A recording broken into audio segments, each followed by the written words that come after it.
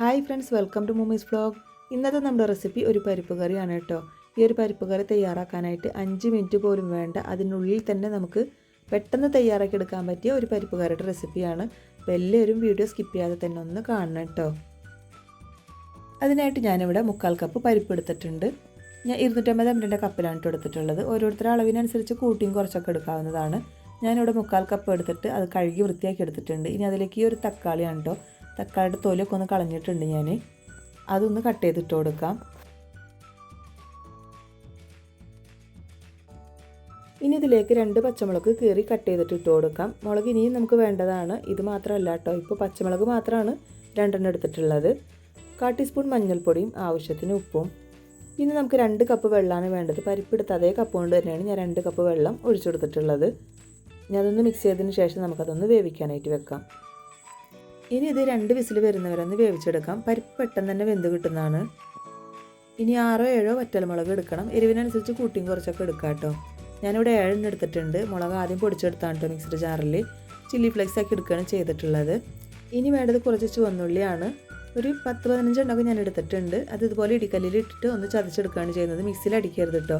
ഒരു 6-7 അല്ലി വെളുത്തുള്ളി എടുത്തിട്ടുണ്ട്. അപ്പോഴേക്കും നമ്മുടെ പരിപ്പൊക്കെ നന്നായിട്ട് തന്നെ വെന്ത് കിട്ടിയിട്ടുണ്ട്. 2 വിസിൽ ഫുൾ ആവി പോയതിനു ശേഷമാണ് തുറന്നത് ഞാൻ. ഇപ്പോൾ നന്നായിട്ട് തന്നെ വെന്ത് കിട്ടിയിട്ടുണ്ട് കേട്ടോ. ഇനി ഒരു ചട്ടി വെച്ച് കൊടുക്കാം. അതിലേക്ക് ചൂടായി വന്നപ്പോൾ ഞാൻ വെളിച്ചെണ്ണ ഒഴിച്ചു കൊടുത്തിട്ടുണ്ട്. 1 ടീസ്പൂൺ കടുക് ഇട്ട് കൊടുക്കുന്നുണ്ട്. പിന്നെ നമ്മൾ ചതച്ചെടുത്തിട്ടുള്ള വെളുത്തുള്ളിയും ചുവന്നുള്ളിയും കൂടി ഇട്ട് കൊടുക്കാം. അതൊന്ന് മൂത്ത് അതിൻ്റെ കളറൊന്ന് മാറി വരും. ഉള്ളിയുടെ കളറൊന്ന് മാറി വരുമ്പോൾ നമുക്ക് അതിലേക്ക് ചില്ലി ഫ്ലേക്സ് ഇട്ട് കൊടുക്കേണ്ടതുണ്ട്.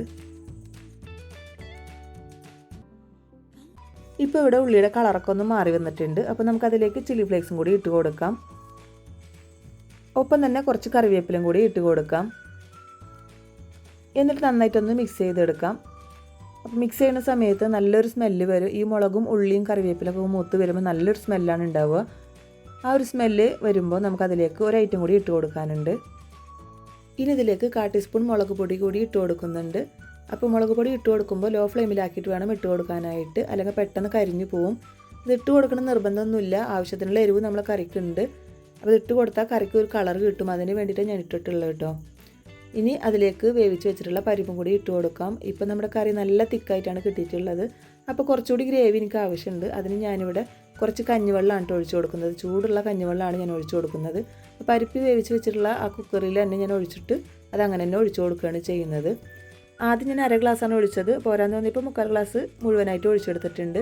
ഇപ്പോൾ നമ്മുടെ കറി നല്ല ഗ്രേവിയോട് കൂടിയിട്ടാണ് കിട്ടിയിട്ടുണ്ട്. അപ്പോൾ നിങ്ങൾക്ക് ഇത്രയും ഗ്രേവി വേണ്ട, തിക്കോട് കൂടി വേണമെന്നുണ്ടെങ്കിൽ കഞ്ഞിവെള്ളം ഒഴിക്കേണ്ട കാര്യമില്ല കേട്ടോ. കഞ്ഞിവെള്ളം ഒഴിക്കുമ്പോൾ കുറച്ച് കൊഴുപ്പോട് കൂടി കിട്ടും. അതിന് വേണ്ടിയിട്ടാണ് കഞ്ഞിവെള്ളം ഒഴിച്ചത്. അതല്ലാത്തവർക്ക് വേണമെന്നുണ്ടെങ്കിൽ ചുടുവെള്ളം ഒഴിക്കാം കേട്ടോ. കഞ്ഞിവെള്ളമാണ് ഒഴിക്കുമ്പോൾ കുറച്ചുകൂടി ടേസ്റ്റ് ഉണ്ടാവുക. ഉപ്പ് പോരാൻ തോന്നിയപ്പോൾ കുറച്ച് ഉപ്പും കൂടി ആഡ് ചെയ്ത് കൊടുത്തിട്ടുണ്ട്. അപ്പോൾ ഇത്രയുള്ളൂ കേട്ടോ നമ്മുടെ പരിപ്പ് കറി. സൂപ്പർ ടേസ്റ്റാണ് ഈ ഒരു പരിപ്പ് കറിക്ക്. എല്ലാവരും ഒന്ന് ഇതുപോലെ തയ്യാറാക്കി നോക്കണം. കറി ഞാൻ വേറൊരു പാത്രത്തിലേക്ക് മാറ്റി കൊടുക്കുന്നുണ്ട്. 5 മിനിറ്റ് പോലും വേണ്ട കേട്ടോ നമുക്ക് ഈ ഒരു കറി തയ്യാറാക്കാനായിട്ട്. വളരെ ഈസി ആയിട്ടും ടേസ്റ്റി ആയിട്ടും തയ്യാറാക്കി എടുക്കാൻ പറ്റിയ ഒരു പരിപ്പ് കറിയുടെ റെസിപ്പിയാണ് കേട്ടോ നിങ്ങൾക്ക് മുന്നിൽ ഞാൻ കാണിച്ചിട്ടുള്ളത്. അപ്പോൾ വീഡിയോ എല്ലാവർക്കും ഇഷ്ടപ്പെട്ടെന്ന് വിചാരിക്കുന്നു. നിങ്ങൾക്ക് ഇഷ്ടപ്പെടുകയാണെങ്കിൽ ഒന്ന് ലൈക്ക് ചെയ്യാനും ഷെയർ ചെയ്യാനും സബ്സ്ക്രൈബ് ചെയ്യാനൊന്നും ആരും മറന്നു പോകല്ലേ. എൻ്റെ ചാനൽ ആദ്യമായിട്ട് കാണുന്ന കൂട്ടുകാരുണ്ടെങ്കിൽ പ്ലീസ് ഒന്ന് സബ്സ്ക്രൈബ് ചെയ്ത് സപ്പോർട്ട് ചെയ്യണം കേട്ടോ. നിങ്ങളുടെ ഫ്രണ്ട്സിനും ഫാമിലിക്കും ഒന്ന് ഷെയർ ചെയ്ത് കൊടുക്കണം. നല്ലൊരു വീഡിയോ ആയിട്ട് നമുക്ക് വീണ്ടും കാണാം. താങ്ക്